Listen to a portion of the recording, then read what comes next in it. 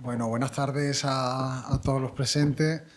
A esta clase, porque esto realmente es una clase, aunque estemos en el aula magna y aunque parezca que aquí solamente o generalmente tiene lugar congreso, esto es una clase, aunque va a ser una clase magistral. Y sobre todo, gracias por venir, porque se ha organizado todo en un tiempo récord. Y tengo que dar las gracias en este sentido a mi compañera Vicky Camacho y a Juan Pablo Mora, que en el día de ayer pues se organizó todo. Todo bastante bien, bastante rápido, y la lluvia ha intentado estropear la última hora, pero veo que no lo ha conseguido. Así que bienvenidos a todos.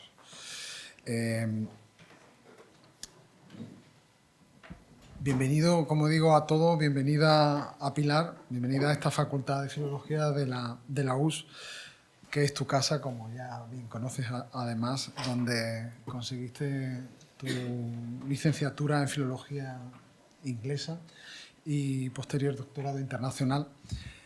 Con esto ya estás dando datos, licenciatura, no grado, es decir, ya, bueno, hace unos años de ello. Siempre va a seguir siendo tu casa y espero que lo recuerdes siempre como tu alma mater, que es algo que nunca se nos olvida. Hoy te recibimos con mucho entusiasmo de nuevo, y no será en un tribunal que evalúe tu capacidad de investigación. Hoy no, más bien al contrario, sino para recibir una clase magistral tuya. Estoy seguro que en esta sala muchos de vosotros conocéis a Pilar, a nuestra ponente, pero no voy a entrar digamos, en una información redundante que además podéis conseguir casualmente en Google. Bueno, bromas aparte, es un honor contar con un referente tan internacional, con su historia, con su historial profesional. Directora de Estrategia, de Investigación en Inteligencia Artificial de Google Research. En 2005 fundó una empresa, Indisys, si no me equivoco, que ofrecía asistentes virtuales por voz.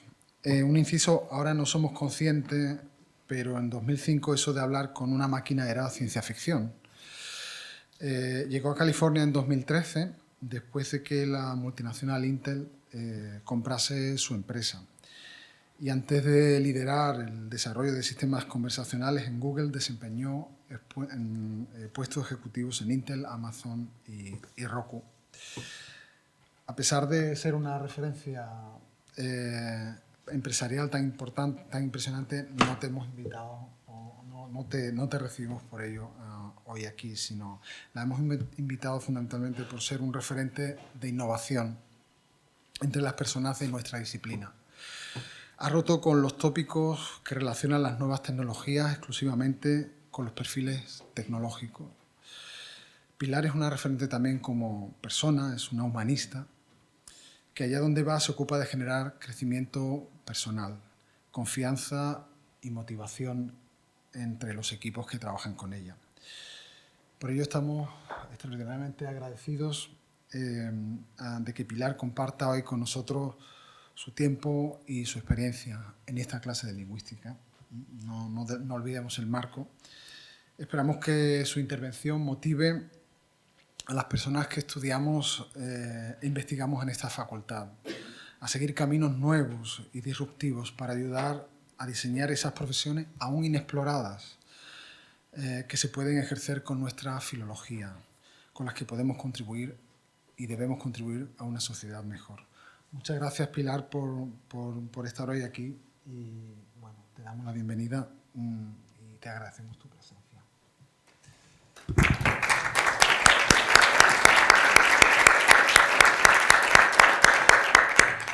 Bueno, lo primero es agradeceros la invitación. Vale. No, yo solo quería un poco contextualizar la conferencia, ¿no?, y las palabras del señor decano, de Javier, porque yo soy la profesora de la asignatura Lingüística Aplicada, y en el marco de la metodología que utilizamos en esta asignatura, ECO, Explora, Crea y Ofrece, como saben mis alumnos, invitamos a clase a expertos que normalmente son exalumnos de esta facultad, aunque también hay de otras especialidades, que ayudan a los equipos que están trabajando en proyectos para asesorarlos en el desarrollo de estos proyectos y también para, de alguna manera, inspirarlos en su formación como futuros profesionales. Entonces, en este contexto, pues Pilar está invitada a nuestra clase. Y bueno, como ella era un perfil un poco especial, pues estuvimos hablando Juan Pablo y yo y pensamos, bueno, creemos que sería interesante que otras personas pudieran asistir a esta clase y por ese motivo pues lo hemos hecho de esta forma. Así que espero que haya sido buena idea, yo creo que sí. Pilar, así que os dejo con ella. Yo me voy a ir al otro lado para escucharte mejor. Yo me quedo aquí por el chat. Si alguien... Ahora sí. Bueno, pues muchísimas gracias a Javier, a Vicky y a Juan Pablo por invitarme. Para mí es un placer volver aquí. No hace tanto tiempo estaba al otro lado, sentada ahí haciendo exámenes, como vosotros. Así que volver a tu casa después de tantos años a contar un poco tu experiencia y demás, pues siempre es un placer. Tenía una pequeña presentación preparada, pero tenemos algunas limitaciones técnicas, parece mentira. Así que os voy simplemente a contar cosas y a partir de ahí pues abrimos a preguntas y charlamos y mantenemos una conversación un poquito más interactiva, si os parece.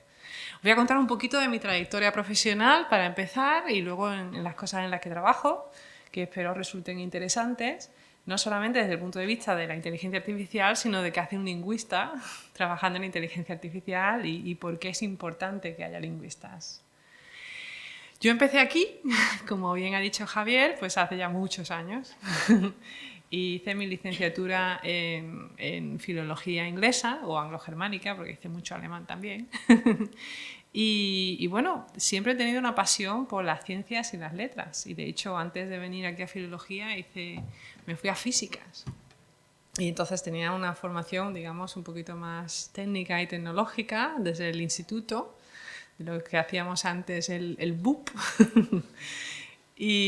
Pero siempre he tenido esa pasión por las dos cosas. Y tuve un accidente deportivo, porque también me gustaba mucho hacer deporte, que me impidió terminar mi primer año de carrera y ya ahí como que me desencanté de la física y decidí pues dar un giro y acabé haciendo filología.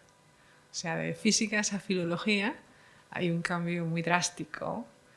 Pero bueno, cuando terminé filología también me quedé un poco con esa sensación de que no era todo lo que yo quería, ¿no? Yo tenía esa pasión por las lenguas y la lingüística, pero esa pasión por la ciencia y la tecnología, entonces encontré la lingüística computacional. Y la lingüística computacional pues era algo que englobaba ambas pasiones para mí y ahí fue donde empecé a indagar, empecé a estudiar más, empecé a solicitar becas y empecé a trabajar pues, con el grupo de investigación Julieta de aquí de la Universidad de Sevilla, dirigido por Gabriel Amores. Y a partir de ahí hice el doctorado y todo ese tipo de cosas. ¿Dónde me formé más allá de la Universidad de Sevilla? Pues lo primero fue con una beca Erasmus en Gante, en Bélgica, que fue una experiencia muy bonita y donde empecé a hacer traducción, interpretación y subtitulación. Y diréis, bueno, eso no está muy cerca de lo que estás haciendo ahora, ¿no? Pero en realidad pues fueron las primeras herramientas automáticas, que era el Translator Benchmark, que para hacer traducción automática fueron, digamos, mi introducción al mundo de la lingüística computacional. Y a partir de ahí, pues ya hice un máster en Ciencia Cognitiva y Lenguaje Natural en la Universidad de Edimburgo, que fue una experiencia preciosa. No sé si conocéis Edimburgo, pero es un sitio precioso, con mucho frío. Está a la misma latitud que Moscú, así que os podréis hacer una idea de cuánto frío hace, pero la universidad es fantástica. Y bueno, pues aprendí muchísimo desde el punto de vista de la ciencia cognitiva, que como sabéis pues estudia los procesos cerebrales y cómo aprendemos, cómo percibimos las cosas, cómo pensamos, ese tipo de cosas, y desde el punto de vista del lenguaje natural.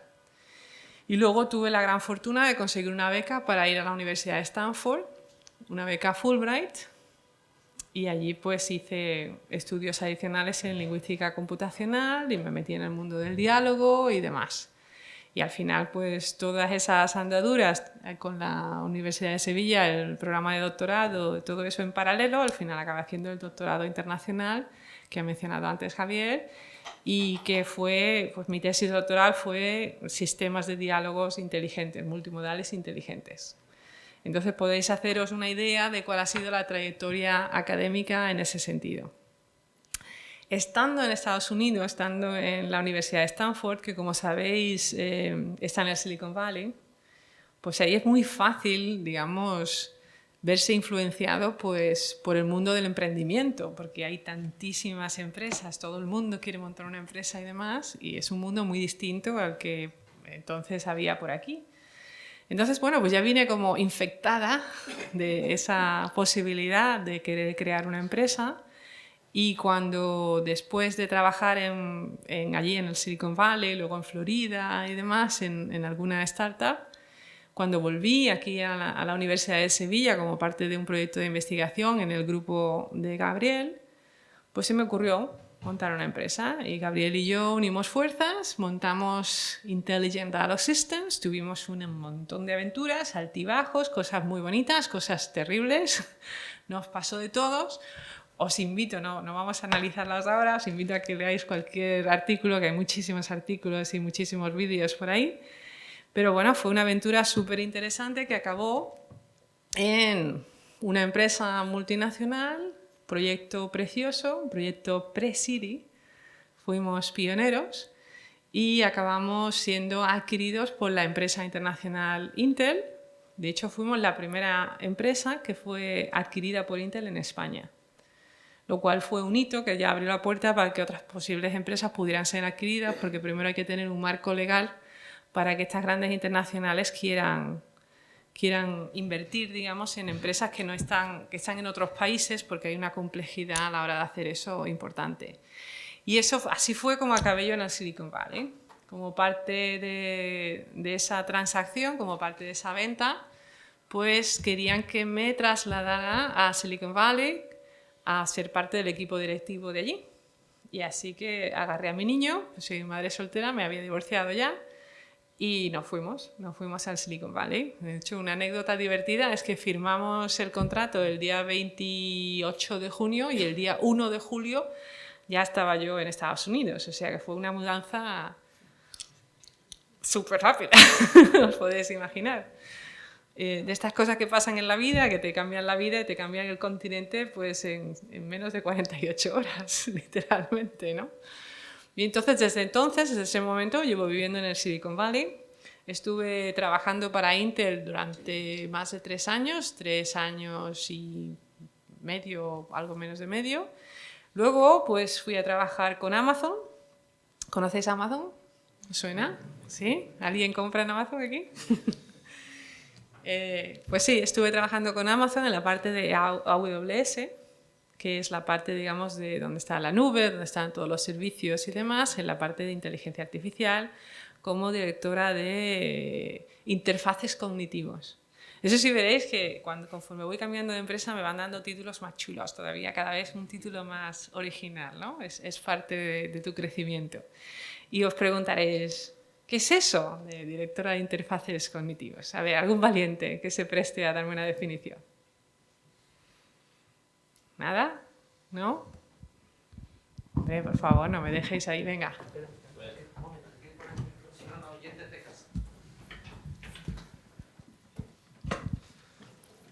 Pues no sé, pueden ser las interfaces de la presentación de las web para que sean de fácil acceso para todo el mundo.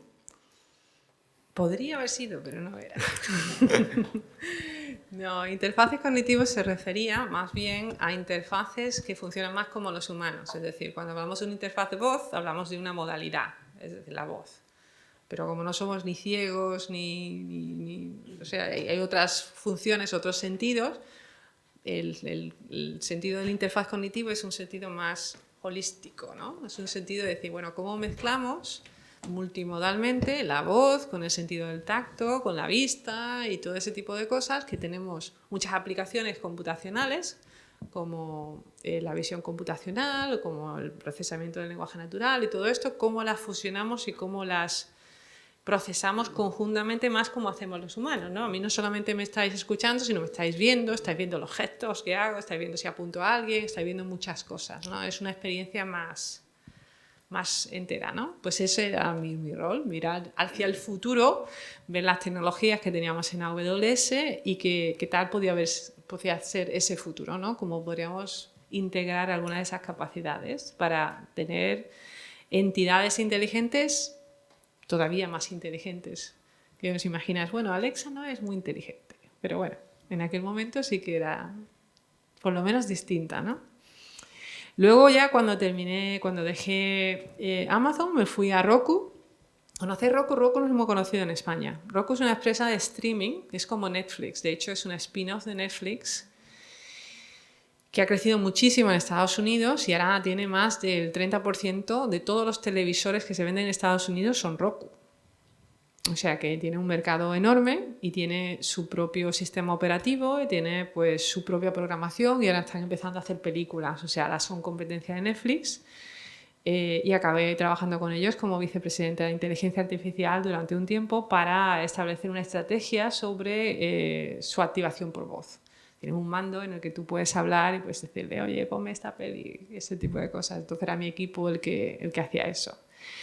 Y luego, bueno, pues en un momento dado llegó Google y me ofreció esta posición que es súper interesante porque soy la primera y única directora de estrategia de investigación de Google, que es otro título súper chulo que me han dado a mí, única y exclusivamente, pues porque el objetivo de traerme a Google Research, que es donde yo trabajo, era no solamente para hacer investigación, sino para hacer estrategia de investigación. Es decir, no solamente sobre qué podemos investigar, sino cómo podemos optimizar los recursos, y recursos son otros investigadores y demás, aparte, por supuesto, de los recursos computacionales y demás, para tener más impacto.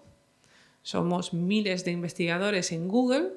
¿Hay alguna forma de coordinarnos mejor, de planear, de hacer estrategia para que el trabajo que hacemos tenga más impacto en el mundo científico y en la sociedad?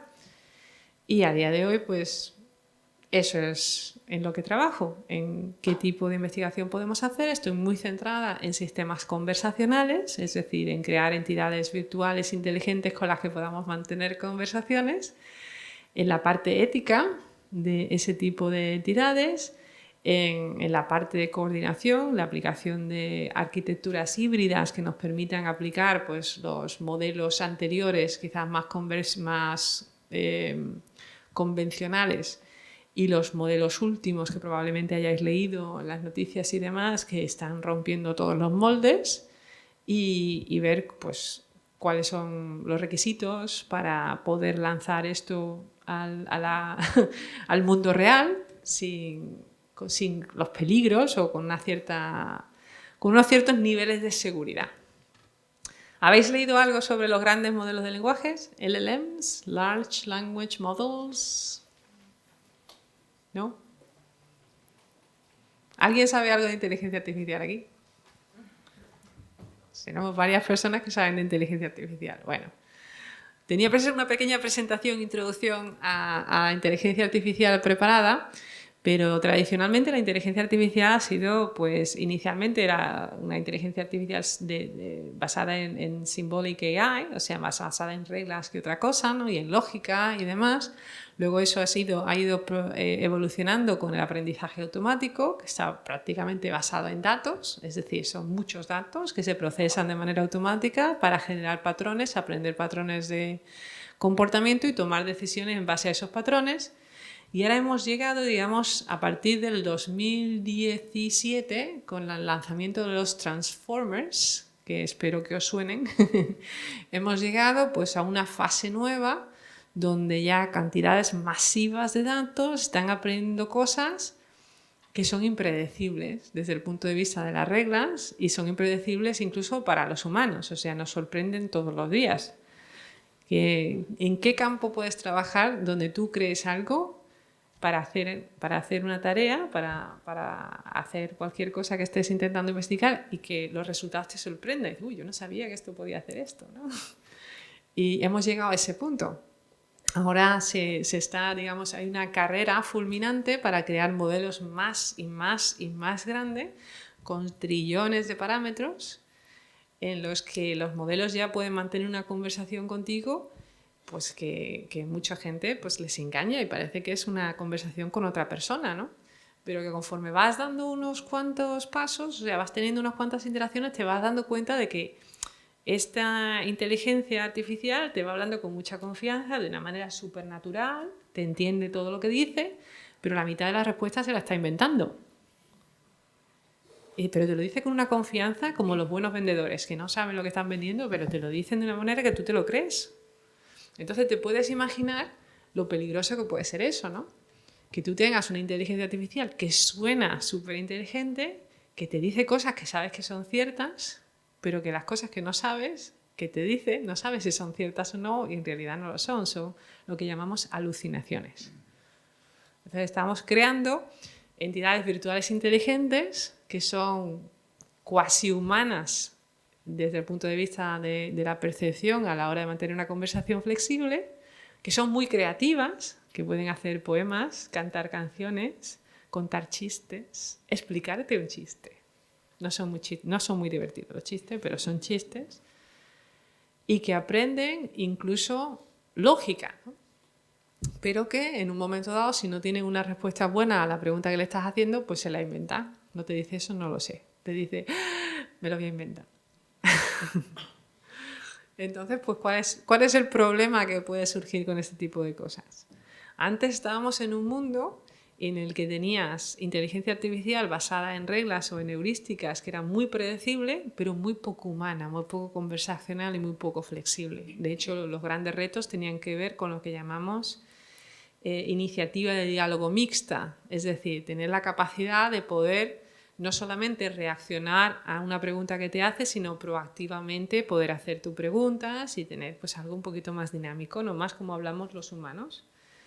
Y ahora, sin embargo, tenemos algo que es súper proactivo, súper, pues eso, súper humano en ese sentido, pero que no es predecible y que te puede salir por peteneras en cualquier momento. Entonces, los retos principales de ese tipo de modelos son la seguridad. Te puede decir cosas que no solamente no sean ciertas, sino que sean peligrosas. Como por ejemplo, no sé si habéis oído hablar de ChatGPT. Sí, ¿no? Ah, lo de la competencia sí lo sabéis, ¿no? Bueno, pues por ejemplo, a ver si podéis jugar con ChatGPT, no sé si os habéis registrado y demás, pero podéis tener conversaciones y llega un punto en que puedes conseguir que ChatGPT te recomiende beberte cristales triturados con la leche, porque puede ser bueno para la salud, ¿no? Entonces, bueno, pues ese tipo de cosas pueden ocurrir. Entonces, si creamos un asistente virtual que te dé consejos sobre medicina y el bienestar en general y te da consejos que son obviamente no demasiado saludables, pues puede ser un problema. Otro problema es el hecho de poder servir estos modelos, es decir, de poder ponerlos en producción, porque como ya os decía antes, estos modelos son modelos masivos, que tienen trillones de parámetros, entonces la capacidad computacional necesaria para servir estos modelos es enorme. A lo mejor habéis oído hablar de multipods y demás. Sí, ¿no? Bueno, pues son, digamos, máquinas muy caras, muy caras, que son necesarias para servir estos modelos. Con lo cual, todas estas peticiones que se hacen, pues si las pones en producción en cualquier negocio, en realidad te está costando muchísimo dinero cualquier pregunta que le estás haciendo. Entonces hay una limitación ahí clarísima a la hora de hacer esto, pues compatible con cualquier negocio a un coste razonable. Otra limitación que puede tener también, pues el hecho de no tener que reentrenar los modelos con la información nueva. O sea, tú utilizas trillones de parámetros, tienen información, esa información está embebida, pero tienes que, ¿qué haces cuando hay información nueva? Por ejemplo, se lanza una nueva canción, se lanzan miles de canciones, se lanzan nuevas películas, se lanzan noticias todos los días, todas las cosas cambian, el mundo no es estático, es un mundo dinámico. Entonces, ¿cómo mantenemos al día este tipo de información de manera recurrente sin tener que entrenar estos modelos que son tan caros todo el tiempo, ¿no? Entonces ves que hay muchísimas barreras todavía, hay muchos problemas por resolver, pero también ha habido un avance espectacular que ha crecido exponencialmente en los últimos 5 años comparado con los últimos 30. De hecho, tenía una gráfica muy bonita preparada para vosotros para que os dierais un poco cuenta de cuál ha sido el avance y de cómo un hecho singular, que es la introducción de los Transformers en el 2017, ha ido creando, digamos, una consecución de hitos en esta área que han llegado pues, a donde estamos hoy. Donde hay todas las grandes empresas que trabajan en inteligencia artificial están creando grandes modelos de lenguaje para intentar abordar pues, grandes problemas. Entonces os podéis imaginar que esto se puede aplicar prácticamente a cualquier cosa, a la educación, a la medicina, a la gestión, a todo lo que os imaginéis. No solamente la inteligencia artificial se puede aplicar directamente, sino que la aplicación de la inteligencia artificial a los modelos de lenguaje como forma prioritaria de comunicación con los humanos, pues se puede aplicar también a cualquier disciplina, porque todos necesitamos hablar, todos necesitamos comunicarnos con cualquiera de esas herramientas, ¿no? Entonces voy a parar un poquito, ya os he contado muchas cosas, os he dicho qué hago en Google, os he contado prácticamente mi vida de milagros, así que si os parece pasamos un poco a preguntas y a ver sobre qué teníais curiosidad vosotros.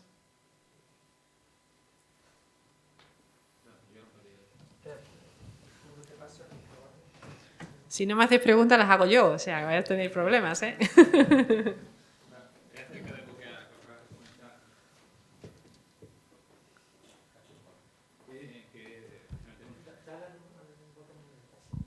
Que precisamente una de las, quizá la cuestión clave y fundamental del Machine Learning y de cómo está afectando o cómo puede afectar a nuestras vidas, que es el tema ético, ¿no? O sea, el entrenador de la máquina,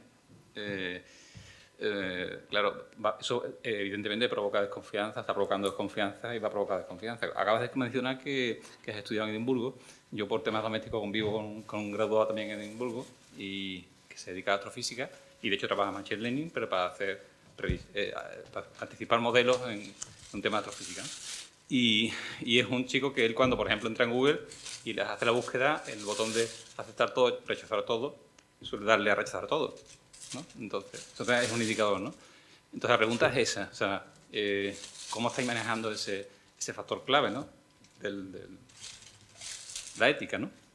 Es decir, el entrenador, o sea, porque el entrenador es clave, o sea, que cómo inicias tú al aprendizaje a ese organismo. Bueno, pues las cuestiones éticas son importantísimas. Desde el punto de vista corporativo, tenemos en Google y en otras corporaciones también hacen lo mismo, tienen departamentos completos dedicados a lo que se llama Responsible AI, inteligencia artificial responsable, que eso engloba pues, toda la parte ética, la parte legal y demás. Bueno, la parte legal no necesariamente, es un enlace, digamos, entre la ingeniería, la ética y la regulación, ¿no? Entonces, ¿qué hacemos ahí? Desde el punto de vista de Responsible AI, lo que se hace es estudiar cuáles son los posibles peligros y luego cómo mitigarlos y cómo regularlos y cómo medirlos y cómo asegurarnos de que digamos, el problema que cómo vas a solucionar un problema no te genera otros problemas más graves, ¿no? Es un área muy compleja, es un área multidisciplinar y es un área en el que no solamente hay que entender cómo funciona matemáticamente o a nivel técnico cómo funcionan estos algoritmos, sino también tener una noción muy clara de qué sociedad queremos y qué sociedad tenemos. Por eso es tan importante que tengamos humanistas en el mundo de la inteligencia artificial. Los ingenieros que trabajan en el mundo de la inteligencia artificial tienen una formación muy técnica y muy poco multidisciplinar, con lo cual tienes gente que entiende la matemática muy bien, pero que a la hora de entender pues, las ciencias sociales, la antropología, la filología, la lengua y todas estas cosas que nos tocan a nosotros como humanos, pues ahí hay muchas más limitaciones. Entonces, por eso es tan importante que en el desarrollo, en el entrenamiento y en el diseño de las herramientas de inteligencia artificial se involucren personas con una formación en las humanidades. Eso incluye, por supuesto, la lingüística y la filología, pero también otro tipo de ciencias sociales que estudian a qué somos nosotros como entes y como sociedad. ¿Qué tipo de problemas tenemos? Pues todo el tema de los prejuicios embebidos en los datos. Es un tema ya sabido, es un tema súper complejo y es un tema que no solamente tiene la complejidad en sí mismo de solucionarlo técnicamente, sino de solucionarlo teóricamente.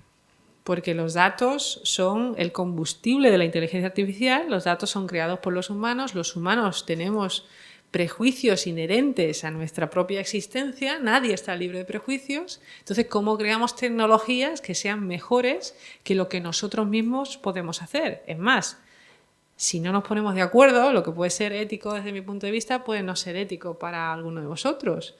Y si ya estamos hablando de las barreras culturales y de otros países y demás, cosas que son aceptables aquí no son aceptables en otros sitios. Y esos límites, digamos, pues son complejísimos. Entonces, todavía tenemos mucho trabajo que hacer en esa dirección.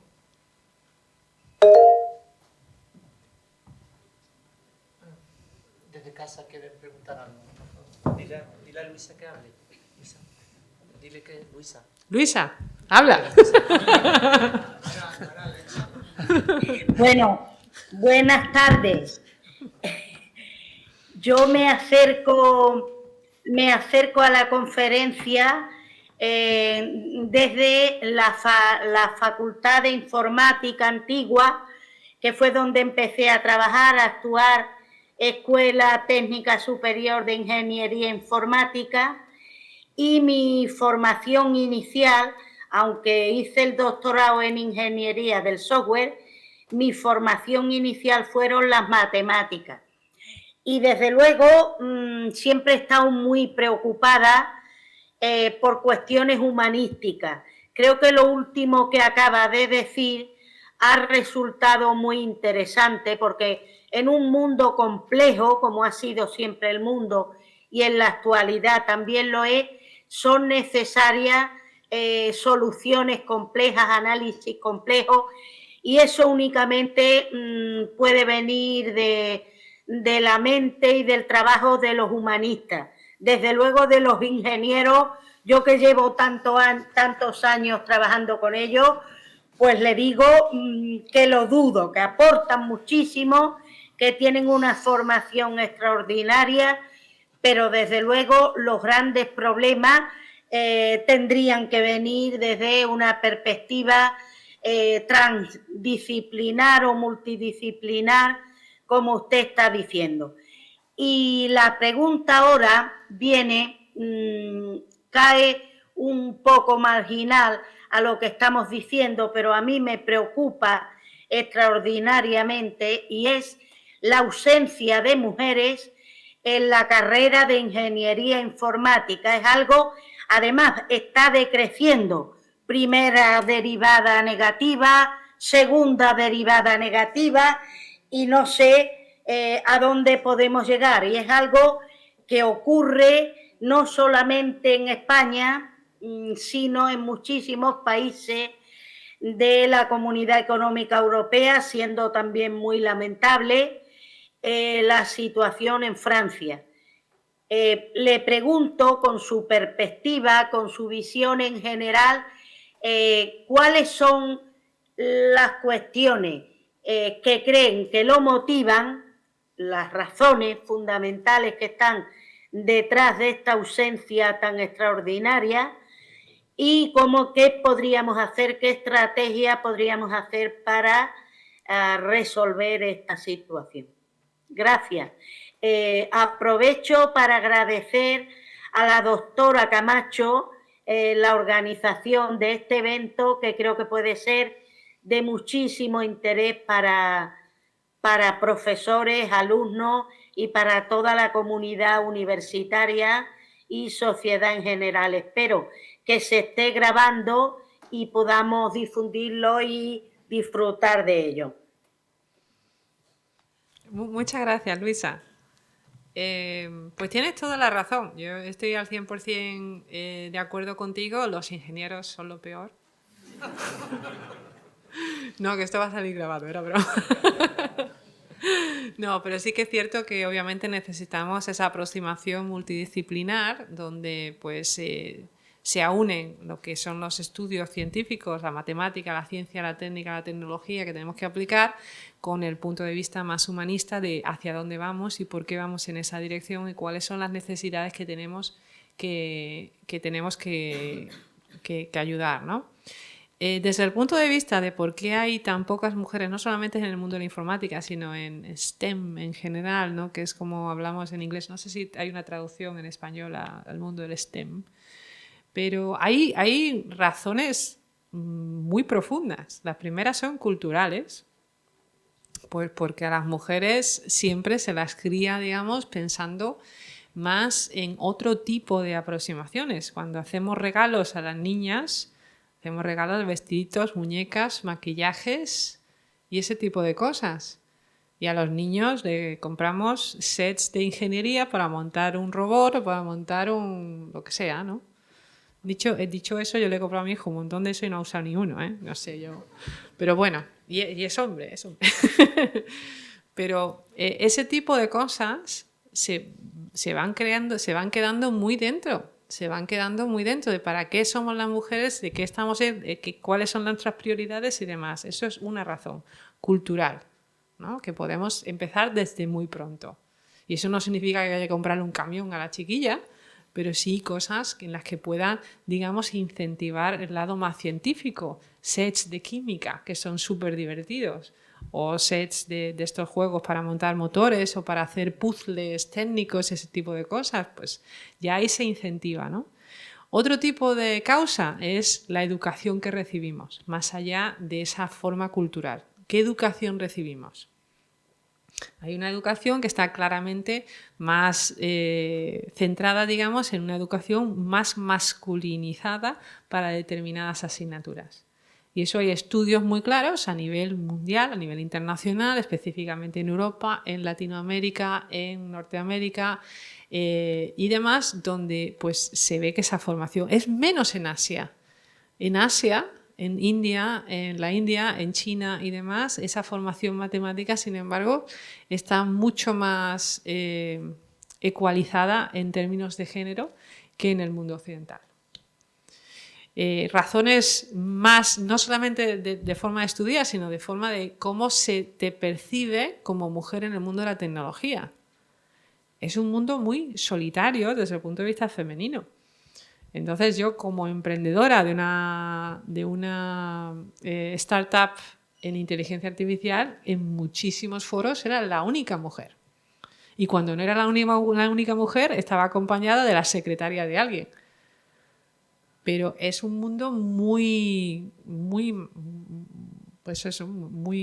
masculino, ¿no? Incluso ahora en el Silicon Valley donde estoy, pues no hay tantas mujeres, sobre todo en posiciones directivas y sobre todo en posiciones técnicas.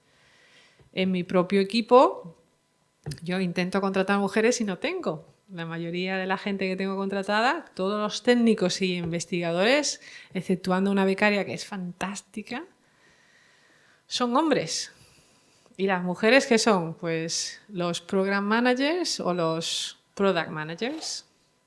Entonces hay una escasez significativa y eso tiene un impacto no solamente en cómo trabajas y en si incentivas a más personas, a más mujeres para trabajar, sino en la naturaleza de la investigación, en los productos en sí, en los interfaces, en las prioridades, en las áreas de foco, tiene un impacto en todo lo que hacemos. Estamos hablando de que aproximadamente la mitad de la población mundial y sus necesidades están, digamos, muy por debajo de la otra mitad en ese sentido. Entonces es un problema muy grave que tenemos que afrontar como sociedad y que tenemos que incentivar. Y empezando por casa, empezando por nuestros círculos más cercanos, empezando por hijos, primos, sobrinos, hermanos o hermanas más bien, y todo lo que eso conlleva.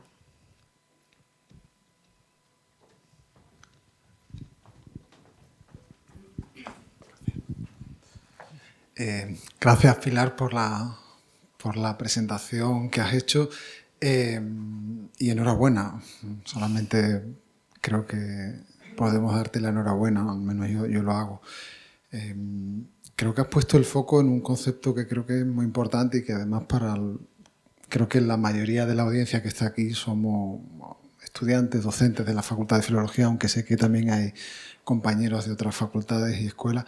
Has puesto el foco sobre un concepto que es importante, que es el de la cultura y la lengua.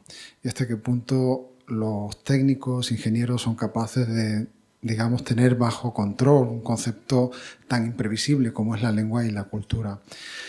Tú has hablado también de problemas bioéticos, o de problemas éticos quizás, bioéticos. Se me acaba de cruzar la Comisión de Bioética de la Universidad de Sevilla, problemas éticos. Efectivamente, ayer me pasaron una aplicación que hacía cosas increíbles. Podía crear poemas al estilo de Shakespeare, podía definir cuestiones que son, bueno, en fin, no son tan fácilmente alcanzables, basta con darle esa pregunta. Ese trabajo con trillones de datos, creo que has dicho, no sé cuántos son esos, pero son muchos. Mucho cero. Mucho cero. Yo creo que, y quizá Lucía, o Luisa, no me acuerdo, Luisa ha calificado el mundo de la ingeniería como un mundo muy técnico donde, bueno, pues se centra uno en cuestiones muy técnicas.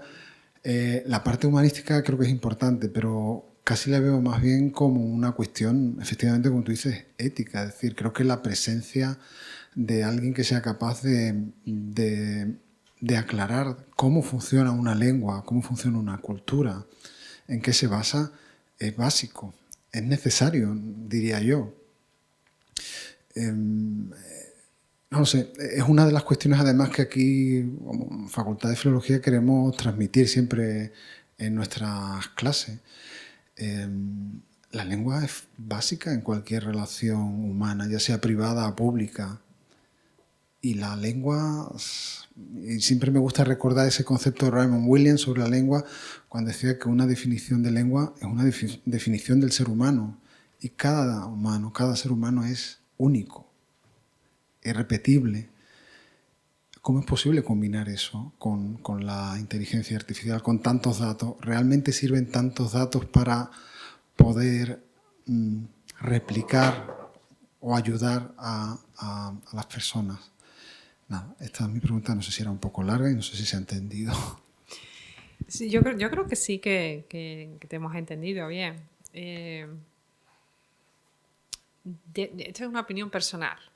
¿Vale? Mi opinión personal es que no solamente necesitamos que se abran las puertas al mundo de los humanistas, sino que los humanistas tenemos una responsabilidad de formarnos, no para ser ingenieros, pero sí entender la tecnología con un nivel suficiente de profundidad para poder contribuir con conocimiento de causa, no solamente desde el punto de vista lingüístico, sino en términos de la tecnología y sus limitaciones. Porque lo que pasa es que hay un gap, no se habla español, qué mal. Hay una distancia significativa, digamos, entre el conocimiento de los ingenieros y su desconocimiento, digamos, de la lengua y todo ese tipo de cosas, pero también hay un gran desconocimiento por parte de lingüistas, filósofos y demás sobre cómo funciona la tecnología y cuáles son sus limitaciones.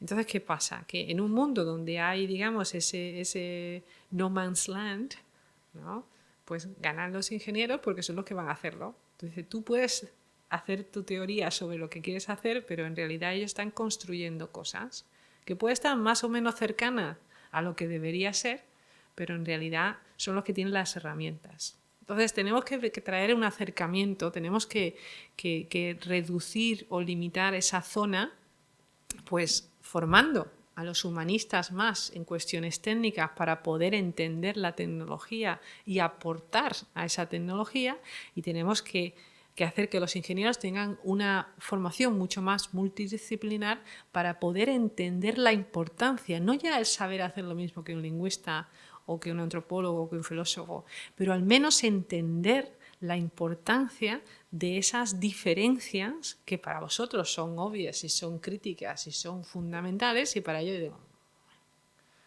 esto no importa. Bueno, sí que importa, importa, y de hecho tiene una trascendencia, ¿no?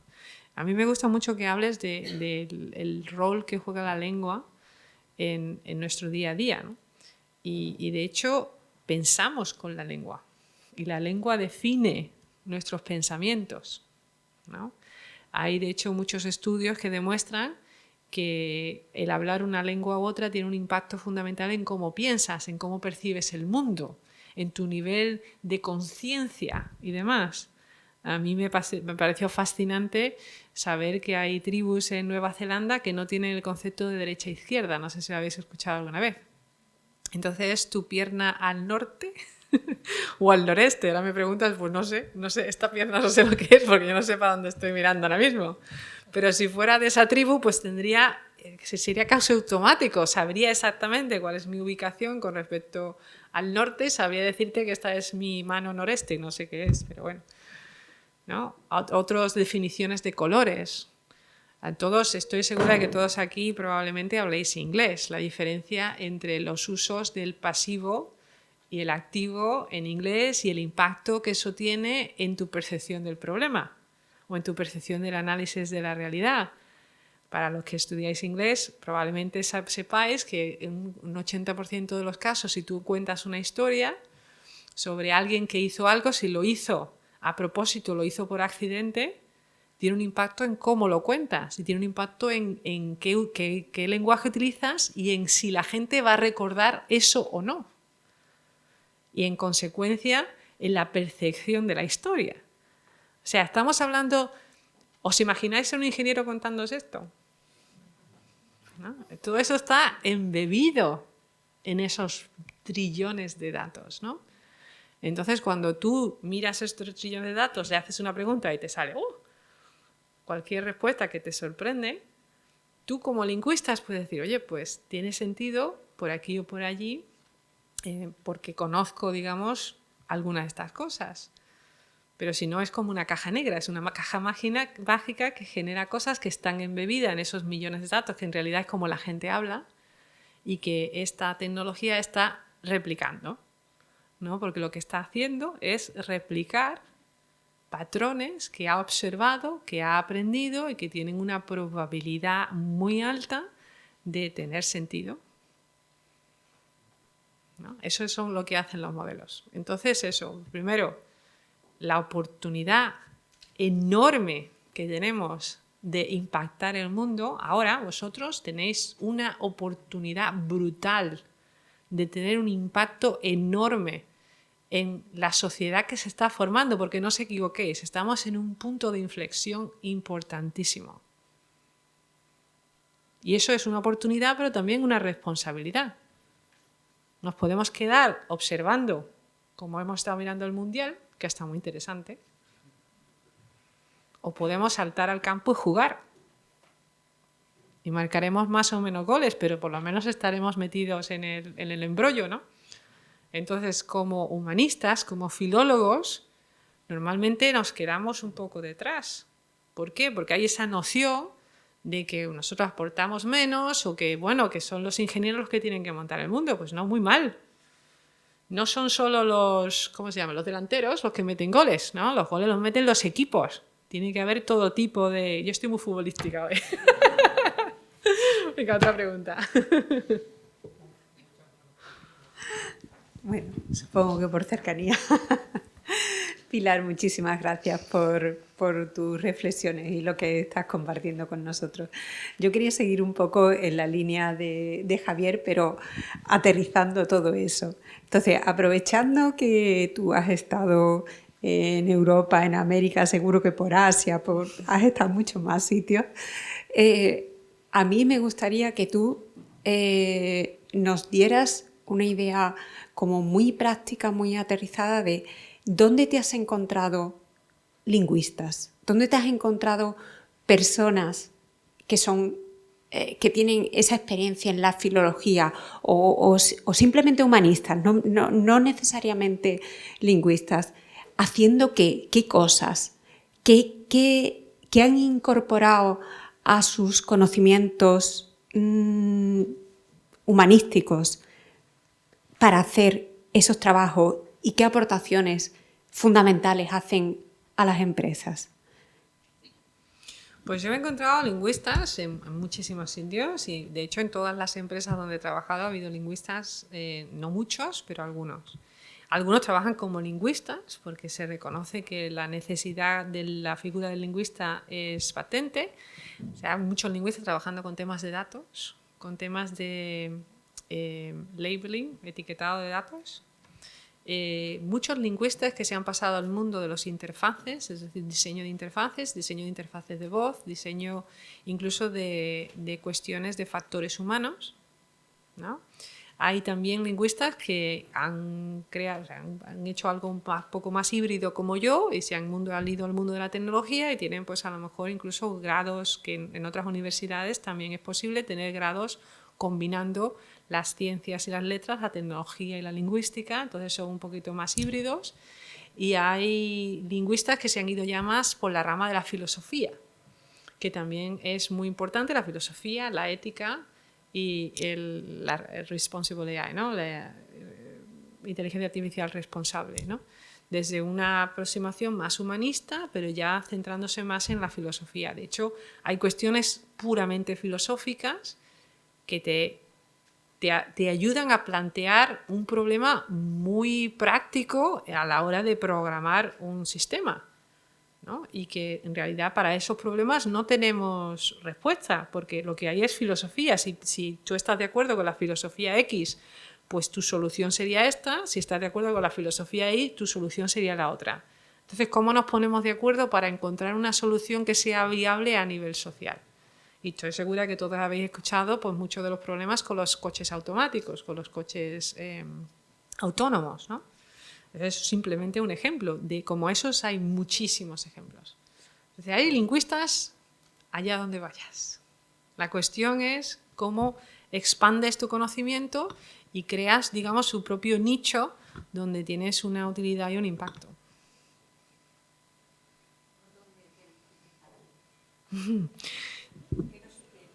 Mi aproximación a este tipo de cosas es muy práctica. Es probar todo lo que te guste y enamorarte de algo. Y conforme te vas enamorando de algo, vas indagando más y vas encontrando tu pasión y vas viendo esas oportunidades. Y algunas veces son oportunidades que ya existen y en las que te estás metiendo, y otras veces son oportunidades que tú estás creando. Entonces, si vas a trabajar toda la vida en muchas cosas, pues, y en mucho tiempo, yo quiero hacerlo en algo que me guste y me apasione. Entonces ya sabemos que te apasiona la filología, la lingüística, las lenguas, el humanismo. ¿Qué más? Y lo que sí animaría a la gente es a no tener miedo. Que hay una cantidad de gente que le tiene miedo a las matemáticas y a la ciencia y a la tecnología, como si eso fuera, pues no sé, encantamientos que son imposibles de aprender. Y en realidad es una cuestión de ponerse, es una cuestión de hacer el sacrificio si no te gusta y entenderlo, pero el potencial y la capacidad la tenéis todos. Que nadie nunca os diga que sois menos inteligentes porque sois de letras.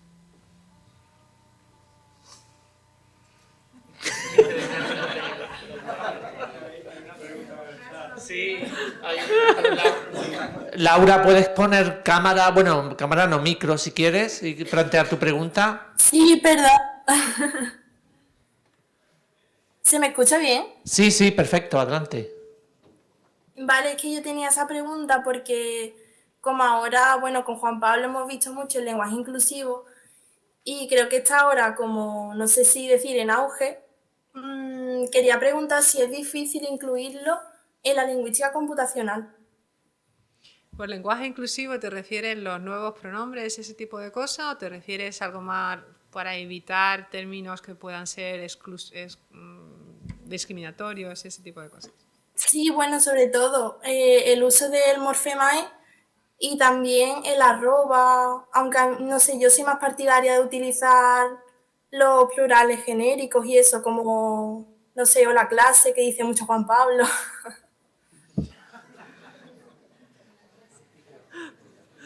Vamos a ver, desde el punto de vista técnico, aquí digamos, el problema más amplio es el uso de datos. Hasta ahora la cantidad de gente que utiliza ese tipo de terminologías, afijos o lo que sea, es muy limitado, con lo cual la cantidad de datos disponibles es muy limitada. En consecuencia, aprender eso pues es difícil. También se pueden crear datos sintéticos. Al respecto, ¿sabéis lo que son datos sintéticos? Utilizar la tecnología para crear datos automáticamente y crear esa cantidad masiva de datos que vas pues creando con un cierto nivel de diversidad, aplicando precisamente los grandes modelos de lenguaje para entrenarlos para una cosa en concreto. Entonces le das, digamos, todo el poder de un gran modelo de lenguaje con instrucciones precisas sobre qué es lo que te interesa, y entonces pues ahí generan una gran diversidad de datos. Pero la cuestión más importante es quién toma esa decisión, porque la lengua es una cosa viva. Tú puedes irte a la Real Academia de la Lengua Española a decirle, pues a partir de ahora vamos a utilizar todo ese tipo de lenguaje, y si ellos te lo aceptan y la gente lo acepta, pues quizás. Pero lo primero es que la academia, de momento, no, que yo sepa, no lo ha aceptado, y lo segundo es que incluso cuando se acepta, el lenguaje es una cosa viva que la gente tiene que adoptar y que tú puedes influenciar, pero no puedes controlar. Entonces, sinceramente, la academia no se ve mucho por la labor, creo yo, del Morfemae. Son cuestiones ya, digamos, de una índole más política, ¿no? Entonces ya, si queréis entrar en política, ponemos a debatir si debemos o no debemos. Pilar, pero también otra cosa que yo he pensado cuando te ponen, por ejemplo, tienes que decir si eres hombre o mujer, ¿no? Como que muchas veces no aparece ese otro, y cuando aparece otro como que no te deja especificar mucho. No sé si eso... Bueno, en California no. En California tienes todas las modalidades de todo. De hecho, cuando tú te presentas en California, en el Silicon Valley, que es un poco extremo en esto, tú hablas y te ves, hola, soy Pilar Manchón, I'm a cisgender woman. No sé si sabéis lo que es eso. Y a mí me resulta un poco violento porque tengo yo que presentarme aquí si soy o no soy o dejo de ser. Pero tú puedes presentarte como eso, puedes presentarte como indefinido.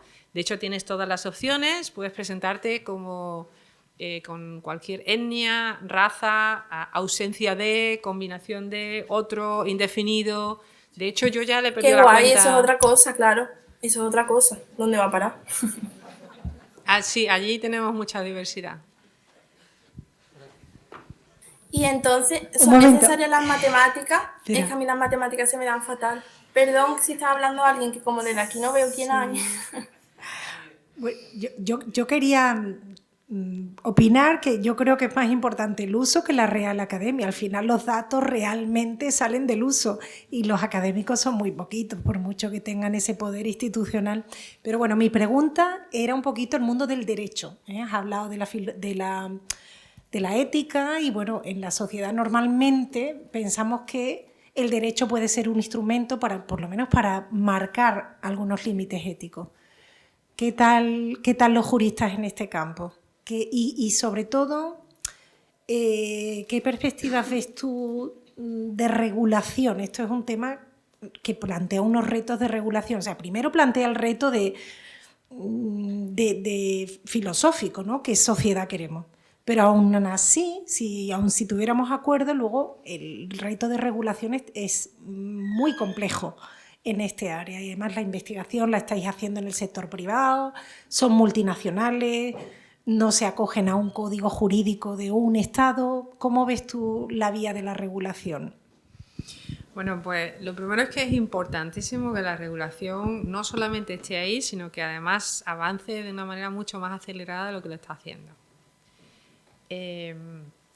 Obviamente, de la misma forma que he dicho, los humanistas tenemos una responsabilidad en formarnos para entender y poder contribuir, pues los legisladores, los juristas y todos los demás tienen una responsabilidad en formarse para entender y poder legislar y poder regular. A día de hoy la formación ahí anda un poquito, pues, digamos, más limitada. Sin embargo, hay muchísimas oportunidades que están creando, algunas a partir de empresas como Google, donde algunos de nosotros pues, tenemos iniciativas donde educamos a ciertas partes. Por ejemplo, yo hace 2 meses tuve una clase con miembros del Congreso de Estados Unidos para explicarles cómo funciona la inteligencia artificial, cómo funciona el tema de los datos, cuáles son ese tipo de cosas para que ellos tengan una base. Y de hecho, pues hicimos un pequeño workshop donde les damos unas herramientas para que ellos vean cómo se entrena un modelo y cuál es el impacto, que vean la diferencia entre 100 fotografías, 200, 500 y demás, ese tipo de cosas. También he participado en iniciativas con la Unión Europea donde hemos tenido debates y formación con miembros del Parlamento Europeo. Precisamente por eso, hace muy poquito ha salido legislación referente al uso de la inteligencia artificial y cómo se regula y el uso de los datos, porque como sabéis los datos son el combustible de la inteligencia artificial y básicamente pues tienen un papel fundamental. Han salido 2 leyes, la DMA y la DSA, que regulan gran parte de esto y que se centran no solamente en aplicaciones de inteligencia artificial, sino en aplicaciones con un impacto según el impacto que puedan tener. Es decir, cómo de peligroso es usar esta aplicación. Si yo estoy usando una aplicación que sea pues a título de entretenimiento y que se equivoque las letras de las canciones, pues obviamente que me van a denunciar por poner una letra de canción, me va a poner una multa. Bueno, pues no sé, igual hay alguien que quiera una multa por eso, pero bueno, el impacto, digamos, en el mundo real que eso puede tener, pues es poco. Sin embargo, cuando tienes aplicaciones que pueden impactarte a ti en tu reputación, en tu trabajo, en tu salud, en tu bienestar, en la posibilidad de, por ejemplo, acceder a una vivienda y que no están reguladas o que pueden estar influenciadas por ciertos prejuicios y demás, pero que pueden tener un impacto grave, ya sea a nivel individual o a nivel comunitario, de una comunidad concreta o de una sociedad concreta, pues ahí hay que regular de una manera mucho más específica. Pero sí que es cierto que en ese campo pues hay que exigir, digamos, que haya una mejor y mayor formación a nivel técnico para entender cuáles son esos problemas. Pero tenemos gente muy buena aquí, incluso en la Universidad de Sevilla, ¿eh? Por aquí. Bueno, yo tenía un par de preguntas, una más del ámbito académico y otra un poco más de interés personal, por así decirlo. Del lado académico bueno, yo estudié en la Universidad de Sevilla el grado de Marketing e Investigación de Mercados y mi idea principal, bueno, pues era enfocarme un poco más al tema del dato y de la ciencia del dato. Lo que de primeras vi ya de por sí en la universidad y un poco ya dentro del ámbito académico es que me ha costado por así como encontrar herramientas o cosas que hacer para iniciarme dentro de ello. Entonces, no sé, por ejemplo, nosotros como humanistas o como bueno, economistas, lingüistas, ¿qué podríamos hacer de nuestra parte más allá de, bueno, de lo académico que podemos encontrar en la universidad o en cursos o en cualquier otra cosa, si podemos hacer algo? Y ya luego la parte más de interés es de algo que habéis mencionado antes, que es de que, bueno, al principio las inteligencias artificiales actualmente son como unos replicantes. Prácticamente están haciendo lo que nosotros hacemos, lo que ven en nuestros datos y demás. ¿Llegará a algún punto en el que, o se estima un horizonte en el que, bueno, estas inteligencias dejen de ser tan replicantes y ya puedan, bueno, autoenseñarse o retroalimentarse de sus propios conocimientos para ser como, bueno, obtener una diferencia nula entre nosotros? A ver, la primera pregunta es qué podemos hacer para formarnos mejor. Lo primero es que ahora mismo hay una cantidad de recursos online para formarte de manera autónoma brutal. O sea, ya el mismo Google te ofrece una cantidad de herramientas que si estás interesado puedes convertirte en un experto tú solo de la noche a la mañana. De hecho, hay un programa de 6 meses que te garantiza tener la formación suficiente para ser developer en Google.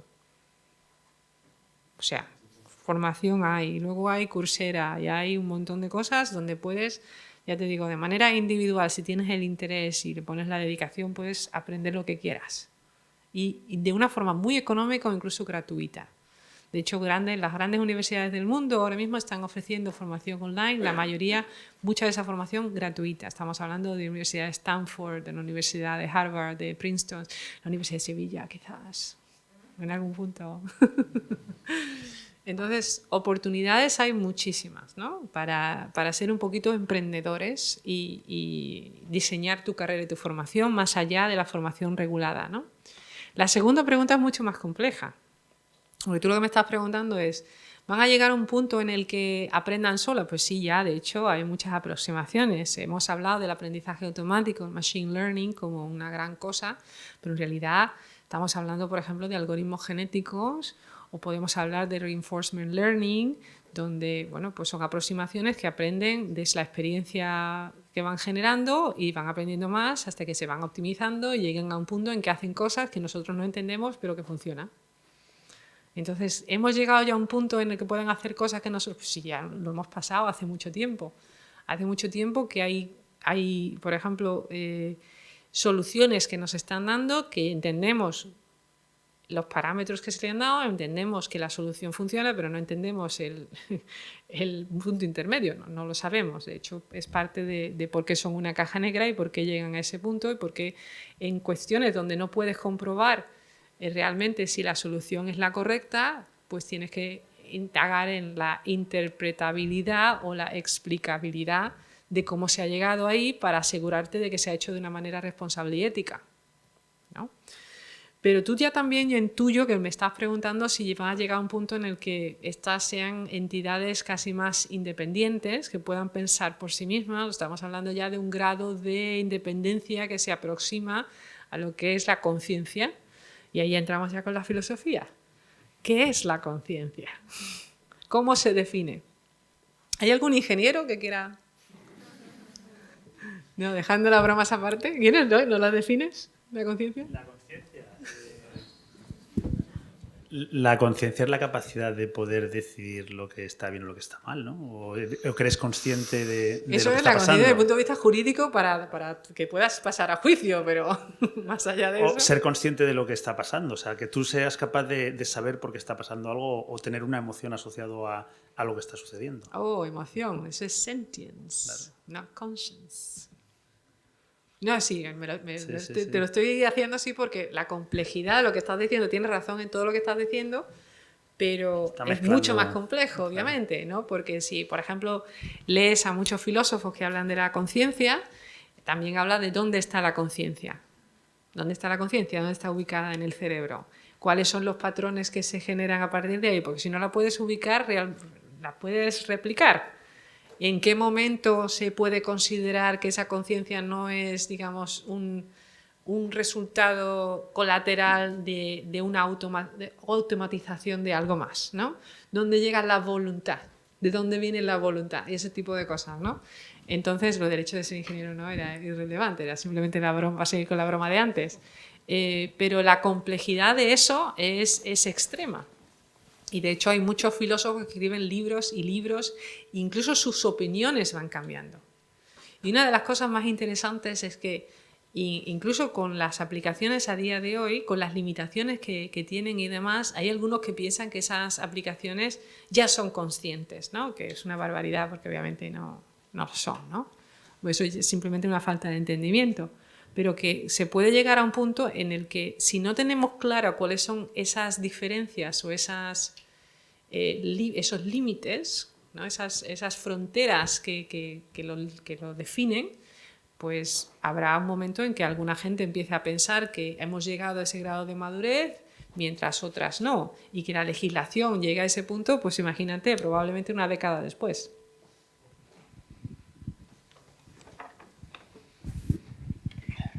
Buenas tardes. Mi pregunta es un poco simple y va en la línea de las dos últimas. ¿Quién va marcando los objetivos económicos de empresas como Google? Que al final son los que determinan, supongo, los que están por encima de los ingenieros. Sundar Pichai, que es nuestro CEO, es el que marca los objetivos económicos con Ruth Porot, que es la CTO.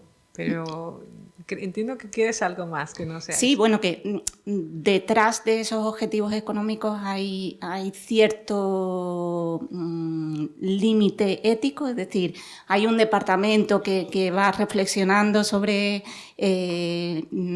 la ética, pero luego los objetivos económicos van marcando un crecimiento que a lo mejor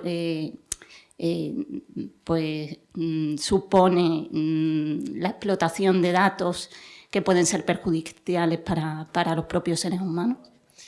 Vamos a ver, desde el punto corporativo, desde el punto de vista de Google, Google de hecho ha sido pionero en el mundo de la regulación, autorregulación, porque incluso antes de que la regulación supiera nada sobre la inteligencia artificial, ya Google puso en marcha, digamos, un comité para autorregularse. De hecho, en Google ha sido una de las primeras empresas que tiene un código de conducta con unas reglas específicas, que tenía una transparencia preciosa para enseñaros, pero que no voy a enseñar, pero que puedo enseñaros, que podéis ver en la página de Google también, con unos principios fundamentales de lo que se puede hacer y lo que no se debe hacer. Es decir, no se van a hacer aplicaciones que puedan dañar de alguna manera directa o indirecta a individuos, comunidades, sociedades o al mundo en general. No se puede utilizar esto de una manera que puede ser utilizado como un arma. No se puede hacer de manera que eso. Tú ves unas reglas de lo que está bien y lo que se debe perseguir y lo que se debe evitar. Y esos son códigos de conductas internos de Google que todo investigador o desarrollador dentro de Google debe seguir y todo equipo debe seguir. Entonces eso regula, digamos, de alguna manera los principios. Luego, además, como he mencionado antes, tenemos un departamento completo con cientos de personas que se llama, que se dedica específicamente a Responsible AI, que analizan todo tipo de cosas, desde cómo funcionan estas herramientas y cuáles pueden ser, digamos, las zonas de fallos y demás que pueden ser más peligrosas, hasta el impacto social de utilizar una herramienta, aunque esa herramienta sea buena. Es como si le das mucho chocolate. Te doy mucho chocolate, está bien, pero si te doy mucho chocolate, pues igual ya no está tan bien, ¿no? Entonces, si me quedo a la altura de decir chocolate bueno, chocolate malo, pues chocolate bueno. Pero si ya tengo que medir cuál es el impacto de dar cantidades masivas de chocolate a una población concreta, pues ahí podemos entrar. Entonces, se mira desde muchas perspectivas, desde un punto de vista multidisciplinar y como parte de la estrategia de la empresa. Es decir, se está utilizando todos los recursos posibles para evitar que de alguna manera se pueda hacer daño. ¿Es perfecto? Obviamente no. Pero desde luego sí que es una parte fundamental de la estrategia de cara al crecimiento de Google y al impacto de la inteligencia artificial global.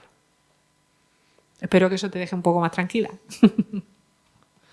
El otro día, con la salida de ChatGPT, la competencia, leí un artículo de los propios investigadores y se escuchaba un poco de ruido, ¿no? Que comparaban con otros modelos y comparaban cosas éticas. Por ejemplo, a un modelo más simple le preguntaban ¿cómo puedo matar a una persona? Y se lo explicaba porque lo sabía responder. Pero sin embargo ChatGPT pues si intenta pues no responder o intenta no meterse en cuestiones que no sean éticas. El problema es, puedes comparar ejemplos en concreto, pero ¿cómo puedes medir cómo de bien funciona un modelo u otro cuando ya entras en cuestiones tan de lo que se ha hablado de filosofía, de ética, todo esto? Por ejemplo, nosotros en un proyecto de la universidad estamos trabajando con visión para coches autónomos y cómo de bien lo hace relativamente simple. Tú tienes un dataset, lo entrenas, compruebas el porcentaje que se ajusta y ya está. Pero ya cuando entra en temas tan específicos de personas, ¿cómo se puede poner un número para decir esto está bien, esto está mal, esto debería ir al público, esto no debería ir al público? Pues si yo fuera capaz de contestarse eso de una manera concreta, me daban el Nobel. Es uno de los grandes problemas que tenemos, ¿no? Entonces, por ejemplo, una de las cuestiones que se tratan en los grandes modelos de lenguaje es todo lo que tiene que ver con grounding y safety. Grounding, safety, attribution, ¿no? ¿Qué son este tipo de cosas? Bueno, pues la atribución para evitar que haya alucinaciones. Cuando tú das una información tienes que saber de dónde viene esa información. Es decir, que si yo te digo... Gracias, adiós.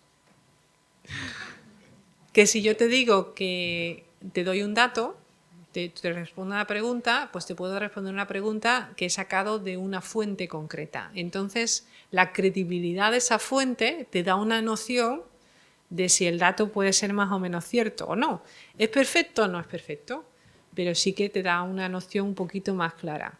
A la hora de saber si lo que se te está diciendo es peligroso o no, peligroso para quién, en qué contexto y con qué objetivo.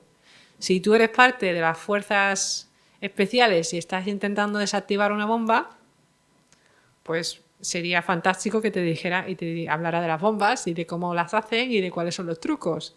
Si eres un terrorista, obviamente, pues no. De hecho, Internet en sí tiene el mismo problema. Si tú buscas cómo hacer una bomba, estoy segura que encuentras un vídeo en Internet que te cuenta cómo hacer una bomba. Entonces, podemos prevenir todo ese tipo de cosas.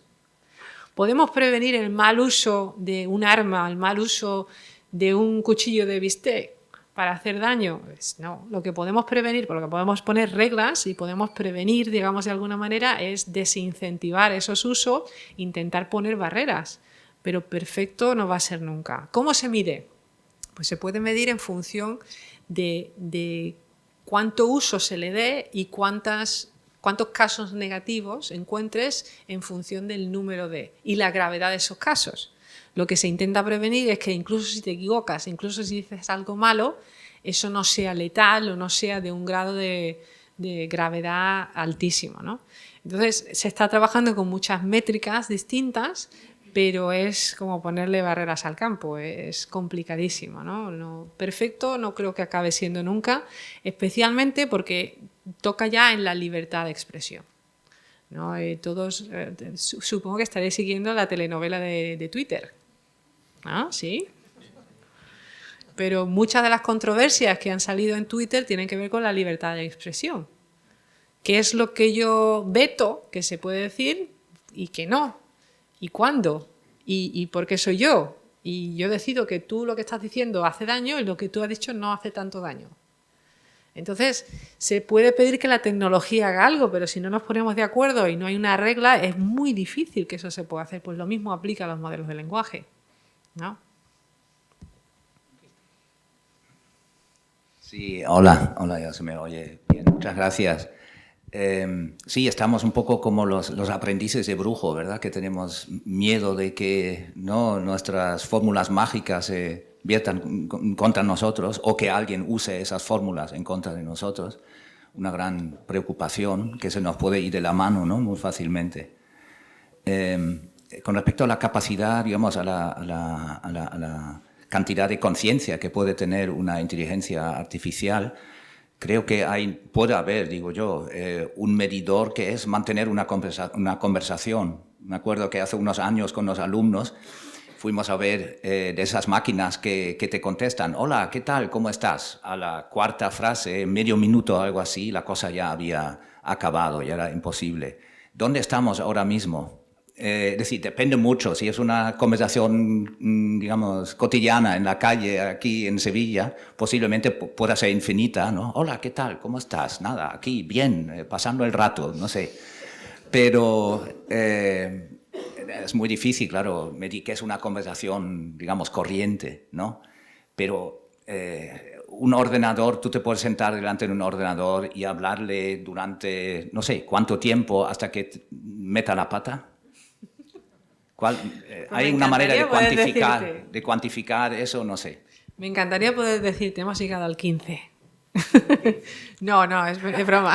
Me encantaría poder decirte eso, pero no es cierto, ¿no? Depende del tipo de conversación y depende del grado, digamos, de entrenamiento de ese modelo. Estamos hablando de grandes modelos de lenguaje que tratan de todo, el mundo en general, pero también podemos hacer entrenamientos de dominios específicos donde, bueno, hay otras técnicas y donde se hace, digamos, una aproximación mucho más concreta para hacer que el modelo se centre en un dominio mucho más cerrado. cuanto más cerrado el dominio, la probabilidad de mantener conversaciones, digamos, más largas, pues es más alta, ¿no? Entonces, hay una diferencia enorme entre un modelo abierto al mundo mundial y que se puede hacer de todo y un modelo mucho más centrado en un dominio. Los humanos lo hacemos nosotros de manera automática, ¿no? De cambiar, digamos, de foco. Unos mejor que otros, sí. Exacto, pero al ordenador todavía le tienes que enseñar, ¿no? A lo mejor también aprende eso. Sí, claro, al ordenador hay que enseñarlo y de hecho hay distintas metodologías, que algunas se llaman, no sé si estáis familiarizados con lo que es el fine tuning del modelo o lo que es el prompting del modelo, donde le das unas instrucciones que están embebidas en vectores y eso te da algún tipo de... le da al modelo algún tipo de conocimiento previo para saber por dónde tiene que tirar o cómo orientarlo, ¿no? Entonces hemos llegado a un punto en el que tú dices, bueno, pues hay gente que es capaz de romperte el modelo en 3 interacciones y hay gente que se puede llegar indefinidamente y no se va a dar cuenta nunca de que está hablando con un modelo automático. Entonces ahí es difícil decirte el 15.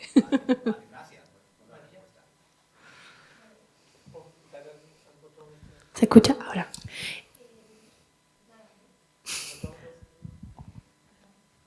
Vale, ahora. Nada, súper breve. Comentábamos antes lo de el bombazo de OpenAI y demás, y comentabas la parte, ¿no?, de todo lo que cuesta mantener este tipo de modelos. El otro día leí un tuit que creo que era como entre 3 y 5 millones de dólares al día lo que estaba costando ahora mismo este modelo. Ya a nivel de percepción, ¿cómo sientes tú que a nivel de investigación, por ejemplo en Google, si quieren seguir apostando, si crees que van a seguir apostando por crear modelos más masivos donde las pipelines con los parámetros son interminables, o si precisamente se van a ir centrando, o crees que hay interés en centrarse en cómo aprende, de qué manera aprende, o a nivel semántico, sintáctico, cómo se van procesando los datos que vamos metiendo en el corpus. ¿Hacia dónde crees que va a seguir esa tendencia? ¿Hacia modelos que ya cada vez más inalcanzables para medianas empresas o incluso grandes empresas que no se pueden apenas mantener? ¿O de depurar lo que vamos teniendo y entender cómo va siendo la capacidad de entendimiento del modelo? Me estás preguntando cuál es la estrategia de negocio de Google. Y tú no trabajas para OpenAI. Bueno, cortemos el vídeo. No, broma aparte. Obviamente hay una tendencia que ha sido espectacular en que hacer modelos más y más grandes. El objetivo no es dejar fuera a los demás, el objetivo es que lo que se ha visto que funciona es incrementar datos. Y cuando tú dices quiero más fuego, le echo más leña, pues leña al fuego. Y cada vez más fuego, más leña, hasta que encuentras una forma de recortar esos modelos, hacer el trimming y encontrar modelos más pequeños que te den resultados comparables al modelo grande. Entonces sí que existen varias líneas de investigación donde el interés está en conseguir el rendimiento que consigues con los grandes en modelos mucho más pequeños. Y de hecho hay varios modelos que se han salido después de los grandes que ya son pequeños. No pequeños, son enormes, pero son mucho más pequeños o de otro orden de magnitud que los modelos más grandes. Entonces el objetivo es obviamente hacer que esto, como decía antes, sea posible ponerlo en producción, para hacerlo a un coste asequible. Y en el momento que tú haces el coste asequible, pues puede haber más clientes. Entonces no es el interés de ninguna corporación, porque no sería una estrategia muy inteligente, el crear cosas tan caras que solamente ellos puedan usar, porque entonces te quedas sin mercado, ¿no? Y te quedas sin beneficio. Tienes que abaratarlo, tienes que intentar que sea más productivo para que esté al nivel adquisitivo de tus clientes. Y los clientes de Google son el mundo entero mundial. Entonces, es una prerrogativa, o sea, es una prioridad, ¿no? Y la segunda parte es que uno de los objetivos fundamentales de Google es la democratización del acceso a la inteligencia artificial. Es decir, que Google no solamente tiene la parte de negocio, sino tiene la parte de contribución al mundo y a la sociedad. Y uno de los objetivos fundamentales en los que se invierte muchísimo es en la democratización del acceso a la inteligencia artificial, ya sea por acceso a Internet, por acceso a herramientas, acceso a conocimiento, acceso a información. De hecho, en la misión de Google es hacer que el mundo sea accesible, tenga acceso a la información de una forma útil, ¿no? sea información útil y accesible. Ya no me sé se me ha olvidado la misión me van a despedir mañana. No, pero por aquí ya terminamos, porque media tenemos que cerrarlo. Es que ya es la última.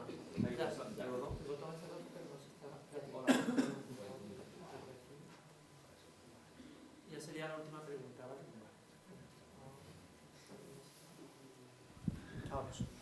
Hola Pilar, hostia.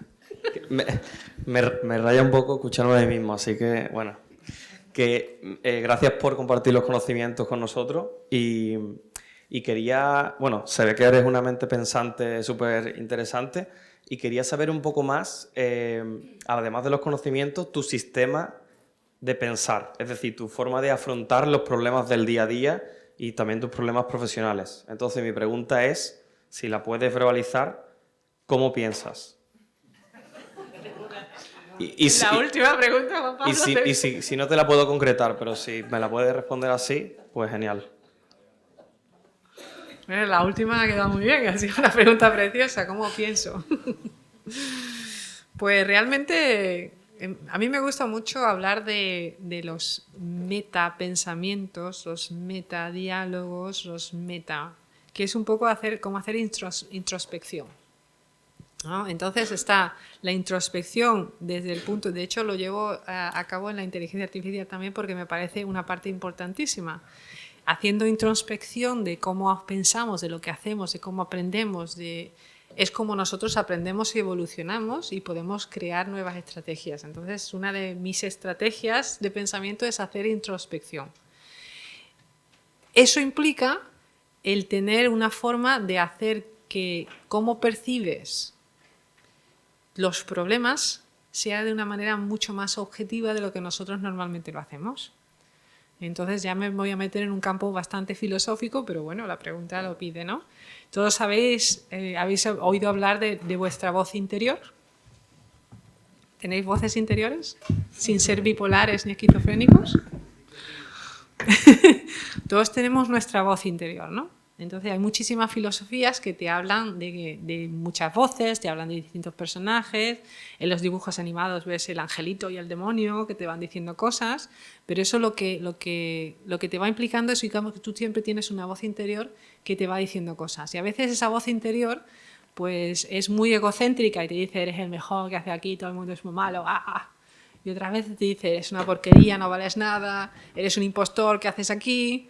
Y otras veces pues dice Hakuna Matata, no, no te importa nada y demás. Entonces es cómo gestionas tu reacción a esas voces interiores que te da más o menos energía a la hora de tomar decisiones con más o menos confianza y crear objetivos y crear metas y mantenerte a ti responsable, o se dice accountable, por esos objetivos, ¿no? Yo tengo un hijo adolescente de 17 años que lo tengo traumatizado porque tengo un montón de letreritos en casa, ¿no? Y uno de esos letreros es: si tus sueños no te asustan, no son lo suficientemente grandes. Entonces, una de mis estrategias es decir, si yo lo que quiero hacer es algo que sé que puedo hacer y que no me salgo de mi zona de confort, pues no es un sueño, es un plan, ¿no? Es un plan de fin de semana. Sin embargo, si pongo un objetivo y se me ponen los pelos de punta y digo, hacer eso va a ser complicado, va a ser arriesgado, va a ser difícil, va a llevarme mucho tiempo y Dios sabe si lo voy a conseguir, ahí ya estamos hablando del tema de pensamiento de moonshot thinking, ¿no?